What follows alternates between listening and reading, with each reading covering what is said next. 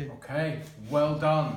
So this was our second week learning all about the past tense with all the verbs. Not just the verb to be, but all of them. So we learned that when we have a positive sentence in the past, we use a subject and then the main verb in the past. John Lennon sang, Shakespeare wrote. John Lennon sang with the Beatles, Shakespeare wrote Romeo and Juliet. But when we put these verbs into the negative, when we are talking in the past, we have to say he didn't, and then we use the verb in the present. He didn't write. Here's another one. Shakespeare wrote, but he didn't write detective stories. He wrote Romeo and Juliet. Shakespeare didn't write Anna Karenina. John Lennon sang with the Beatles, but he didn't sing reggae. Didn't sing. These are the two verbs we need to put together. The little verb do in the past, in the negative, and the main verb in the present simple.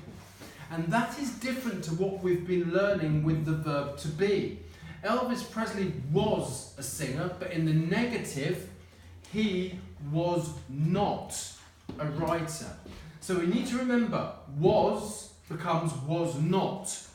Were becomes were not. And all other verbs we use, for the positive we use the verb, and then for the negative, didn't, and then the verb in the present tense. Positive, the verb is in the past. Negative, didn't plus the verb in the present. Then we learned some irregular verbs in the present and past, learning how they are different. Essential grammar in use, page 245. And finally, we looked at some regular verbs, and we just checked to see if we could learn the pronunciation. So most of these verbs in the past just end with a t sound. Finished, worked, walked, called, returned, watched, liked, talked, loved, married. They all end with a sort of t sound.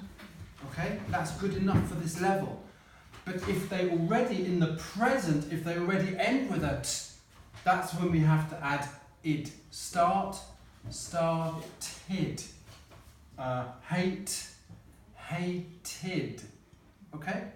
So that's what we've learned so far. We've gone a bit deeper than last week, so well done. Great work.